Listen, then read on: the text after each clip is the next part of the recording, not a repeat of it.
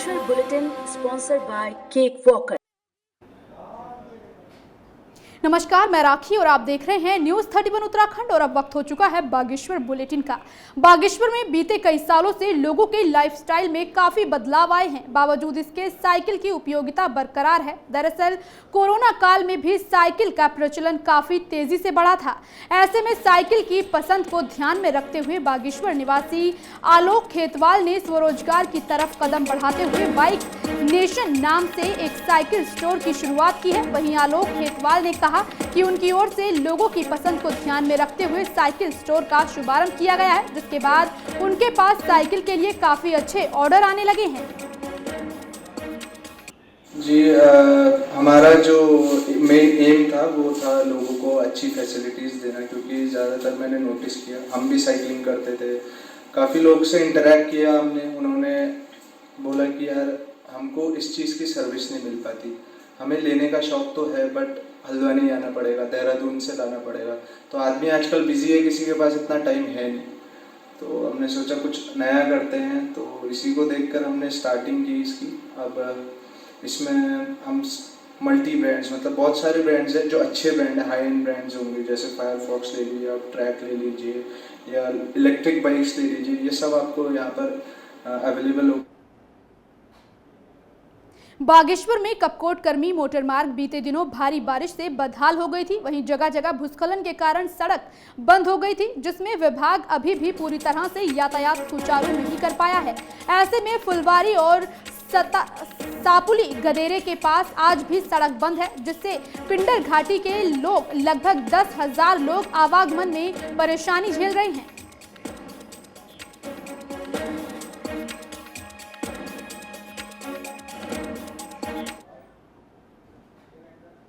बागेश्वर में कूड़े को रिसाइकिल करने के लिए नगरपालिका ने 3 साल पहले कॉम्पैक्ट मशीन खरीदी थी। वहीं मशीन को बस स्टेशन के आगे गरुड़ रोड के किनारे स्थापित किया गया है। जानकारी के मुताबिक नगर से रोज 10 टन कूड़ा निकलता है, जिसमें 5 टन कूड़ा रिसाइकिल करने योग्य होता है। वहीं इस कूड़े को बागेश्वर में ही रिसाइकिल कर हल्द्वानी भेजा जाता है। ऐसे में रिसाइकिल कूड़े से पालिका को 2 से 5 रुपए प्रति किलो की आय होती है, लेकिन कॉम्पैक्ट मशीन से पालिका को हर महीने 5,000 रुपए की ही आय होती है। देखिए, जो हमारे संपूर्ण नगर पालिका क्षेत्र बागेश्वर से जो कूड़ा हमारा उत्पन्न हो रहा है, उसमें हमने ये प्रयास करा, चूँकि हमारे डायरेक्टर साहब का और डीएम साहब का ऐसा समय समय पर शासन का निर्देश प्राप्त होता है कि आप अलग अलग कूड़ा उठाएं और रिसाइकिल के लिए व्यवस्था करें, छटनी करें। तो ये सब काम हमने तो जो हम यथासंभव करने की कोशिश करी है। उसके तहत भी हमने एक कम्पेक्टर भी लगा रखा है शहर में, आपको सब ज्ञान में होगा। और 28 हमने यहाँ वेंडर हैं जिनको हमने रजिस्टर्ड कर रखा है, जो घरों घरों से रिसाइकलेबल कूड़ा करते हैं, खरीदते हैं, एकत्रित करते हैं। हमारी जो महिलाएं लगी हैं वो भी कूड़ा अलग अलग एकत्रित। बागेश्वर में कपकोट मोटर मार्ग और बाईपास पुल से हरसिला तक खस्ता हाल बना हुआ है। वहीं सड़क किनारे उगी घास की झाड़ियां दुर्घटना को दावत दे रही हैं। हालांकि स्थानीय निवासी लंबे समय से सड़क की मरम्मत की मांग कर रहे हैं। बावजूद इसके प्रशासन की ओर से कोई कार्रवाई नहीं की गई है, जबकि अधिकारी और जनप्रतिनिधि भी इस सड़क से होकर गुजरते हैं, लेकिन उसके बावजूद भी सड़क मरम्मत पर कोई ध्यान नहीं दिया जा रहा है। वहीं गड्ढों की वजह से बरसात के समय में गड्ढों में जलभराव होता है, जिससे लोगों को काफी दिक्कतों का सामना करना पड़ता है।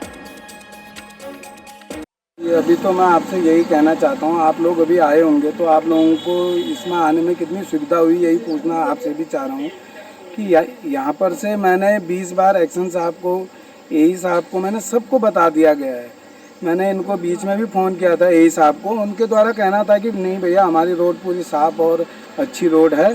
3 बार मैंने क्या कहते हैं, मैंने उनको बता दिया गया, उनके द्वारा कोई संज्ञान नहीं लिया जा रहा है। इस रोड से सारे अधिकारी भी जाते हैं, सारे नेता लोग भी इस रोड से जाते हैं, और इनको तो छोड़ो, एक दिन के 100 बात तो 108 इस रोड से जाती है। मुझे तो उनको देख के वो होता है कि जो उसके अंदर होगा, जो आदमी अगर उसको कुछ नहीं भी होने वाला होगा तो इस सड़क में हमको तो ये नहीं लगता कि वो हॉस्पिटल तक सुरक्षित पहुँच पाएगा। बागेश्वर में सरकार की ओर से चलाई जा रही कई योजनाओं का लाभ लाभार्थियों तक नहीं पहुंच रहा है, लेकिन उसमें भी कुछ लाभार्थी ऐसे हैं जो बैंक की शर्तों से तंग आ चुके हैं। वहीं बीते दिनों एक महिला जिला अधिकारी के सामने लोन न मिलने और बैंक की ओर से मानसिक प्रताड़ना को लेकर शिकायत के बाद फूट कर रोई थी, जिस पर बीते दिनों जिला अधिकारी ने बैठक के दौरान बैंक संचालकों को फटकार भी लगाई थी। वहीं अब डीएम का कहना है कि उनकी पूरी कोशिश रहेगी कि जिले में चलाई जा रही स्वरोजगार योजनाओं का लाभ लाभार्थियों तक पहुंच सके।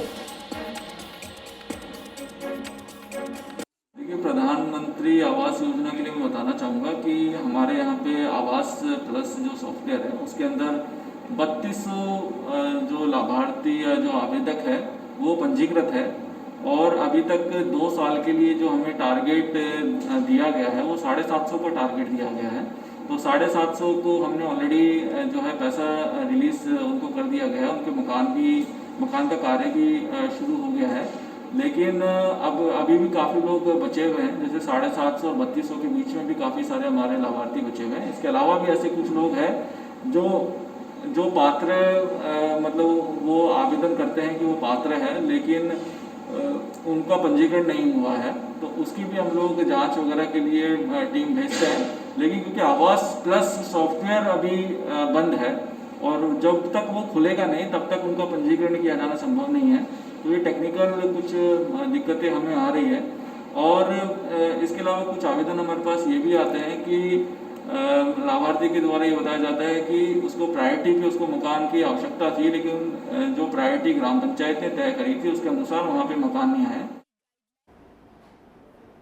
बागेश्वर में सड़क दुर्घटनाओं को रोकने के लिए जिलाधिकारी विनीत कुमार की अध्यक्षता में कलेक्ट्रेट सभागार में जिला स्तरीय सड़क सुरक्षा समिति की बैठक आयोजित की गई, जिसमें जिलाधिकारी ने निर्देश देते हुए लोगों को सड़क सुरक्षा नियमों के बारे में जागरूक करने की बात कही। इस दौरान उन्होंने अधिकारियों को चेकिंग अभियान चलाने के भी निर्देश दिए। साथ ही बैठक में सहायक संभागीय परिवहन अधिकारी निखिल शर्मा ने जिलाधिकारी को अवगत कराया कि परिवहन विभाग की ओर से वित्तीय वर्ष में जिले में 5 दुर्घटनाएं हुई हैं, जिनमें 3 व्यक्तियों की मौत हुई है, साथ ही 2 व्यक्ति घायल हुए हैं। ऐसे में उन्होंने कहा कि अब तक जिले में कुल 7056 चालान किए गए हैं। मंथन इसमें हुआ क्या डिसीजन आपके द्वारा दिया? देखिए, हम लोग रेगुलरली जो जनपद स्तरीय हमारी सड़क सुरक्षा समिति है उसकी बैठक करते रहते हैं और इसका पर्पस यही है कि हम लोग जो हमारे एक्सीडेंट्स होते हैं उसको हम लोग किस तरीके से कम करें और उसमें जो इंजर्ड और हमारे जो डेथ्स होती हैं उसको भी हम लोग कम करें। तो अभी तक जो हमारे पास डेटा है, इस वित्तीय वर्ष में 5 एक्सीडेंट्स हमारे हुए हैं और 3 डेथ्स हुई है। तो उनके कारणों का भी आज यहाँ पे चर्चा हुई है। मैक्सिमम जो कारण यहाँ पे बताए गए हैं वो ड्यू टू ओवर स्पीडिंग के वजह से और जो ड्राइवर की लापरवाही के वजह से हुए हैं। तो मैंने इसमें इनको यही निर्देश दिए हैं कि एक तो जो हमने एफआईआर ऑलरेडी हमने कर दी है, एक उसका जो है फॉलोअप हो जाए और उस पर जल्दी से जल्द हमारा जो कानूनी कार्रवाई होनी है वो संबंध के खिलाफ हो। और इसी के साथ बागेश्वर बुलेटिन में आज के लिए बस इतना ही। बाकी की खबरों को देखने के लिए आप बने रहिए न्यूज़ 31 उत्तराखंड के साथ। नमस्कार। Bageshwar bulletin sponsored by cake walker.